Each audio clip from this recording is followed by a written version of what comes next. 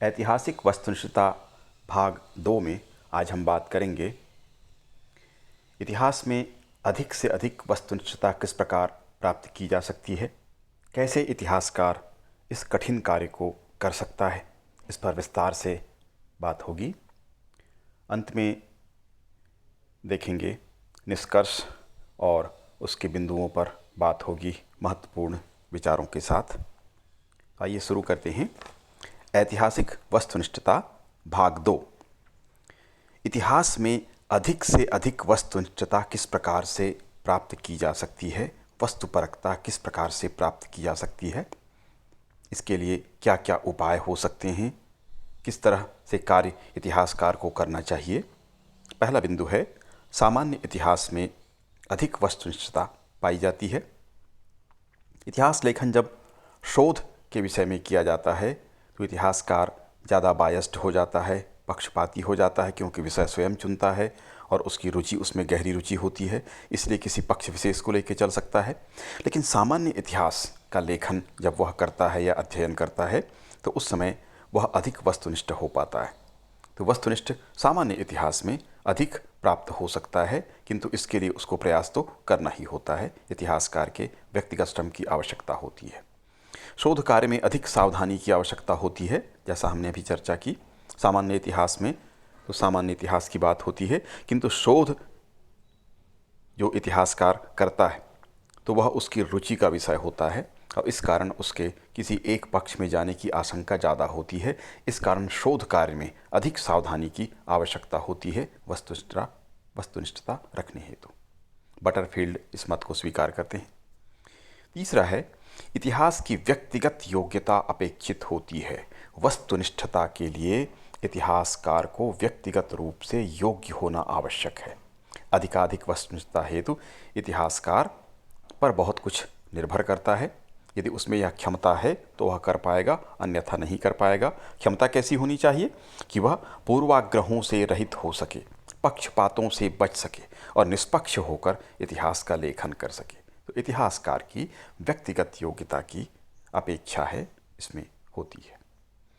चौथा बिंदु है, इतिहास में तथ्यों की प्रधानता अधिक वस्तुनिष्ठ बनने में सहायक है।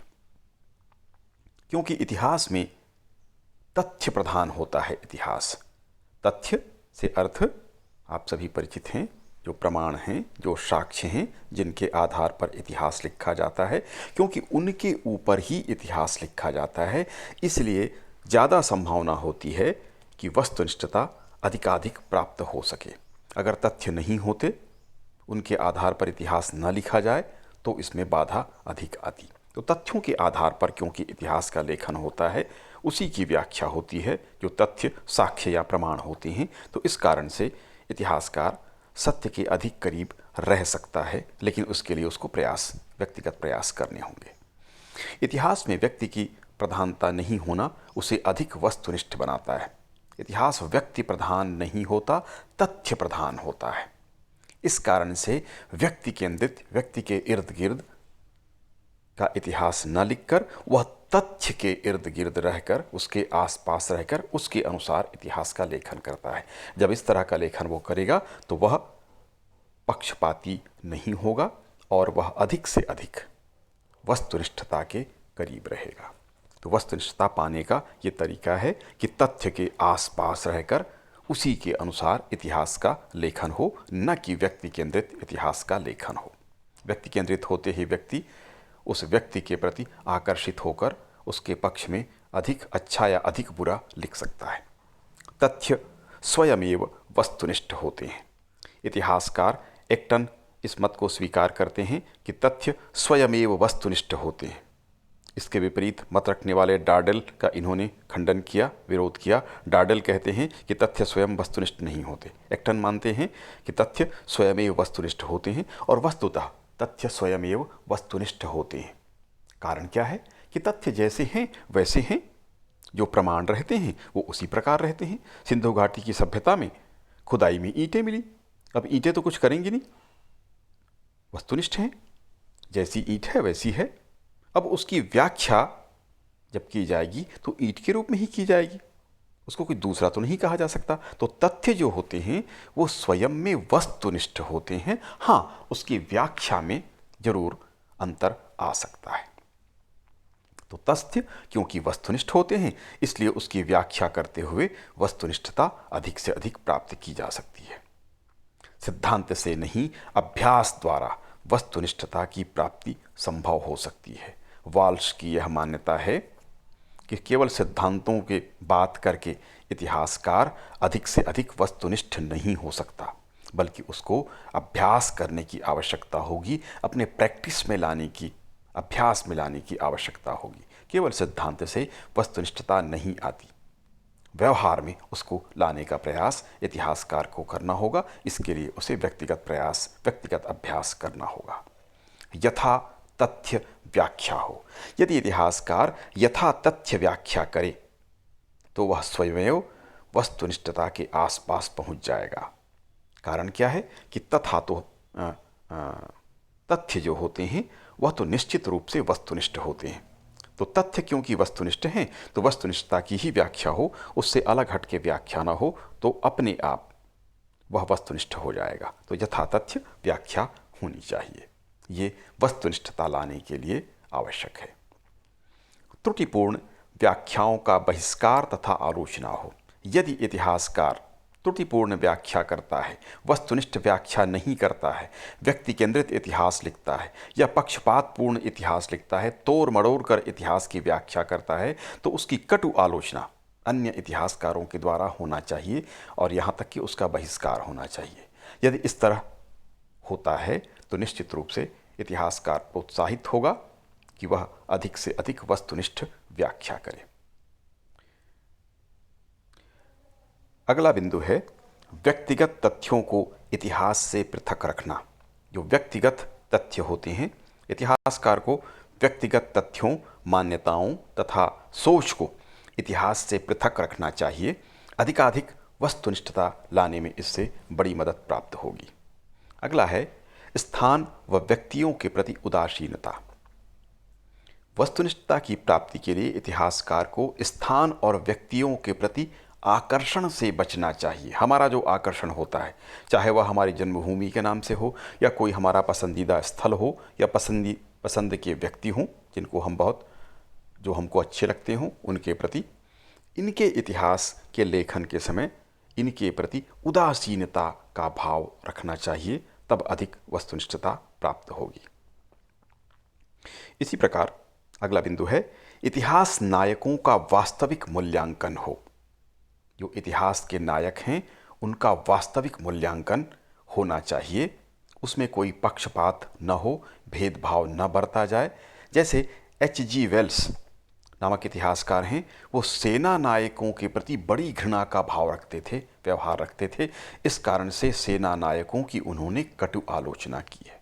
इस तरह से पक्षपातपूर्ण विवरण से इतिहासकार को बचना होगा। तो इतिहास नायकों का वास्तविक मूल्यांकन होना चाहिए, न कि पक्षपातपूर्ण मूल्यांकन हो। 13वां बिंदु है भाषा विहीन तथ्यों की तटस्थ व्याख्या हो। इतिहासकार को भाषा विहीन तथ्यों के प्रति सचेत होकर व्याख्या करनी चाहिए। भाषा विहीन तथ्यों से अर्थ गैर साहित्यिक स्रोतों से है, जो लिखित रूप में नहीं है। ऐसे तथ्यों की व्याख्या तटस्थ होकर करना चाहिए ताकि अधिक से अधिक वस्तुनिष्ठता की प्राप्ति हो सके। मेडलबाम इस मत के समर्थक हैं। भाषा विहीन तथ्य, जितने भी पुरातात्विक स्रोत हैं ये भाषा विहीन हैं। ईंट है, पत्थर है, स्मारक है, भग्नावशेष हैं, महल हैं, इनमें कुछ लिखा नहीं होता। तो इनकी व्याख्या करते हुए तटस्थ व्याख्या होनी चाहिए, ऐसा मेडलबाम का मानना है। धार्मिक प्रभावों से मुक्त लेखन होना चाहिए। इतिहासकार भी किसी धर्म विशेष से संबंधित होता है, किंतु इतिहास लेखन के समय उसे धार्मिक प्रभावों से मुक्त होकर ऐतिहासिक तथ्यों की व्याख्या करनी चाहिए ताकि अधिक से अधिक वस्तुनिष्ठता सध सके। तो धार्मिक प्रभावों से मुक्त होकर इतिहास का लेखन होना चाहिए, इससे भी वस्तुनिष्ठता अधिक प्राप्त होगी। मूल्य संपृक्त किंतु तर्कपूर्ण व्याख्या हो। ऐतिहासिक तथ्यों की व्याख्या मूल्य संपृक्त तो होगा, उससे वह बच नहीं सकता, क्योंकि जिस समाज से वह होगा उसके मूल्य इतिहासकार के साथ स्वयमेव आ जाएंगे। किंतु मूल्य संपृक्तता के साथ साथ व्याख्या को उसे तर्कपूर्ण बनाना होगा। तर्क के साथ अपने आप मूल्य संपृक्तता के जो नुकसान हो सकते हैं उससे बचा जा सकता है। जैसे ही हम तर्क और बुद्धि का प्रयोग करते हैं, अपने आप वस्तुनिष्ठता की ओर हम आगे बढ़ जाते हैं। रुचिपूर्ण तथ्यों का ही संकलन नहीं करना चाहिए। तथ्यों का जब एकत्रीकरण, सामग्री का संकलन होता है, तो इतिहासकार जब इस तरह के तथ्यों का संकलन करता है तब उसे यह सावधानी रखनी होती है कि वह केवल अपनी रुचि के अनुसार ही सामग्री का संकलन न करे। यद्यपि विषय वस्तु की मांग के अनुसार एक तथ्य दूसरे तथ्य की मांग स्वयमेव करता है, इस कारण वह उस गति से आगे बढ़ सकता है। अतः इतिहासकार को सावधानी पूर्वक तथ्यों का संकलन करना चाहिए, विषय की मांग के अनुसार करना चाहिए, न कि अपनी रुचि के अनुसार तथ्यों का संकलन करे। इससे भी वस्तुनिष्ठता की प्राप्ति में सहयोग प्राप्त होता है। 17वां बिंदु है, इतिहासकार रहस्यवाद की उपेक्षा करे। इतिहासकार गार्डिनर ने इस विषय में चेतावनी दी है कि इतिहासकारों को रहस्यवाद में नहीं उलझना चाहिए, बल्कि उसकी उपेक्षा करनी चाहिए ताकि अधिकतम वस्तुनिष्ठता की प्राप्ति हो सके। रहस्यवाद से बचाव वस्तुनिष्ठता में सहायक होता है। 18वां बिंदु है, इतिहासकार न्यायाधीश न बने। इतिहासकार नैतिक न्याय के अधिकारी के रूप में व्यवहार न करें, न ही अपने आप को न्यायाधीश समझें। कौन राजा कैसा, कौन बुरा, कौन से शासन व्यवस्था अच्छी, कहाँ पे बुराई, कहाँ पे नैतिकता छूटी, कौन योग्य कौन अयोग्य, ये सब निर्णय करने का अधिकार इतिहासकार का नहीं है, बल्कि उसे तटस्थ होकर व्याख्या करना चाहिए। अपने आप को केवल व्याख्याकार ही मानना चाहिए, न कि न्यायाधीश या नैतिक न्याय का अधिकारी मानना चाहिए। तो न्यायाधीश न बने, सामान्य व्याख्या करें जो आवश्यक है। इससे भी वस्तुनिष्ठता के मार्ग में कदम इतिहासकार बढ़ाता है। विचारधारा के प्रवाह से बचें। इतिहासकार को चाहिए कि वह किसी विचारधारा से सीधे तौर पर संबंधित ना हो, और यदि ऐसा है कि वह संबंधित है तो उस विचारधारा के प्रवाह से अपने आप को तटस्थ बचाकर रख ले और अधिक से अधिक वस्तुनिष्ठता की प्राप्ति कर सके। यदि विचारधारा के प्रवाह में बहेगा तो वह उसी के अनुसार, उसी विचारधारा के अनुसार ही व्याख्या करने लग जाएगा और वह तटस्थ या अधिक से अधिक वस्तुनिष्ठ नहीं हो पाएगा। 20वां बिंदु है, दार्शनिक मतभेदों से बचाव। ऐतिहासिक वस्तुनिष्ठता के मार्ग में दार्शनिक मतभेदों को भी बाधा के रूप में स्वीकार किया जाता है। अतः इतिहासकार को चाहिए कि वह दार्शनिक विवादों से अपने आप को बचा कर रखे और ऐसी व्याख्या करे जिसमें इन विवादों को स्थान न हो। इससे भी अधिक वस्तुनिष्ठता की प्राप्ति संभव है। पुनर्मनन तथा चिंतन आवश्यक है। इतिहासकार अतीतकालिक मानव कार्य व्यापार का पुनर्मनन करता है। वह पुनर्मनन की प्रक्रिया द्वारा विषयनिष्ठ तथ्य को वस्तुनिष्ठ बनाने में सक्षम हो सकता है। पुनर्मनन एक प्रकार की मानसिक प्रक्रिया है। इससे इतिहास अधिक से अधिक वस्तुनिष्ठ बन सकेगा। तो इस प्रक्रिया को भी इतिहासकार को अपनाना चाहिए। पुनर्मनन, फिर से मनन, फिर से उन घटनाओं की पुनरावृत्ति अपने मन में वह करता है और इससे वह स्पष्ट हो जाता है, वस्तुनिष्ठता अधिक प्राप्त कर सकता है। 22वां बिंदु है, ऐतिहासिक अनुशासन का पालन। इतिहास की रचना हेतु ऐतिहासिक अनुशासन के कुछ निश्चित नियम होते हैं। इतिहासकार इन नियमों का पूरी तरह से पालन करे। इससे अधिक से अधिक वस्तुनिष्ठता की प्राप्ति होती है। यदि वह अनुशासन भंग करता है, ऐतिहासिक अनुशासन भंग करता है, तोड़ता है, निश्चित निर्धारित प्रक्रिया को तोड़कर कार्य करता है, तो वह पक्षपात की ओर बढ़ जाएगा। प्रक्रिया का पालन करने पर वह निश्चित रूप से अधिक वस्तुनिष्ठ हो सकेगा। सभी सिद्धांतों एवं विचारों को मान्यता। वाल्श का यह मानना है कि विभिन्न सिद्धांतों या अलग अलग दृष्टिकोण से इतिहास के तथ्यों की व्याख्या हो सकती है, किया जाना चाहिए। ये बाधक नहीं है, बल्कि ये सहयोगी हैं। अलग अलग दृष्टिकोण से वो अंततः सत्य तक पहुंचने का प्रयास करते हैं। तो इतिहासकार को चाहिए कि उस बाधा को वह साधन के रूप में स्वीकार कर ले और उसके आधार पर व्याख्या करे। तो ये सिद्धांत उसके सहयोगी होंगे। इस तरह वह अधिक वस्तुनिष्ठ भी हो सकेगा। विषय एवं व्यक्तिनिष्ठा से वस्तुनिष्ठा तक पहुंचना। इतिहासकार को विषय निष्ठा एवं व्यक्तिनिष्ठा के माध्यम से वस्तुनिष्ठता तक पहुंचना होता है। ये उसका लक्ष्य होता है। इसके लिए उसे श्रम करना होता है। कालिंगवुड का यह मानना है कि इतिहासकार को वस्तुनिष्ठ होने के पूर्व व्यक्तिनिष्ठा एवं विषयनिष्ठा से होकर चलना होता है और अंत में उसे लक्ष्य उसका होता है वस्तुनिष्ठा तक पहुंचना। तो इस तरह से वह सफल हो सकता है। भावनात्मक विवरण से बचाव 25वां बिंदु है। भावनात्मक विवरण ऐतिहासिक वस्तुनिष्ठता के मार्ग में बाधा हैं। अतः इतिहासकार को भावनात्मक विवरण से बचाव करते हुए इतिहास रचना का कार्य करना चाहिए। भावुक होकर भावनात्मक रूप से किसी राजा के प्रति, किसी देश के प्रति, किसी स्थान के प्रति, किसी धर्म के प्रति भावनात्मक विवरण से उसे बचना चाहिए। जिससे उससे लगाव हो, उसमें तटस्थ होकर के उसको कार्य करना चाहिए, जिससे अधिक वस्तुनिष्ठता की प्राप्ति हो सकती है। 26वां बिंदु है ऐतिहासिक वस्तुनिष्ठता का विवरण एक कलाकार की तरह किया जाना चाहिए। वॉल्श के अनुसार ऐतिहासिक वस्तुनिष्ठा का सर्वोत्तम उपाय एक कलाकार की तरह जो विधियां होती हैं उसका अनुकरण उसको करना चाहिए। एक इतिहासकार को ऐतिहासिक चिंतन प्रस्तुत करते हुए कलाकार की भांति कार्य करना चाहिए। अतीत के विभिन्न चित्र तो वह प्रस्तुत करता है, परंतु सत्य का ज्ञान उसे होता है। एक सूत्र के रूप में सत्य कार्य करता है। इस तरह से वह असंगत नहीं होगा और सही विवरण देगा। तो इस तरह से एक कलाकार की भांति उसको चित्रात्मक प्रस्तुतिकरण करना चाहिए। इन उपायों को यदि अपनाया जाता है तो निश्चित रूप से इतिहास अधिक से अधिक वस्तुनिष्ठ, वस्तुपरक हो सकता है। आइए निष्कर्ष देख लेते हैं। पहला बिंदु है इतिहास विशेष सामाजिक विज्ञान है। जैसा कि हमने चर्चा की, जो अन्य प्राकृतिक विज्ञान होते हैं, इतिहास उनसे पृथक प्रकार का विज्ञान है, क्योंकि वह सामाजिक विज्ञान है, प्राणी से संबंधित है, व्यक्तियों से संबंधित है, समाज से संबंधित है। इस तरह से इतिहास विज्ञान तो है, किंतु वह विशेष प्रकार का सामाजिक विज्ञान है, इसलिए दोनों की वस्तुनिष्ठता में निश्चित रूप से अंतर होगा। दूसरा बिंदु है वैज्ञानिक वस्तुनिष्ठा एवं ऐतिहासिक वस्तुनिष्ठता पृथक हैं। यही चर्चा हम कर रहे थे कि सामान्य विज्ञान की वस्तुनिष्ठता 2-2 = 4 इस तरह की होती है, किंतु ऐतिहासिक वस्तुनिष्ठता इस प्रकार से नहीं होती है।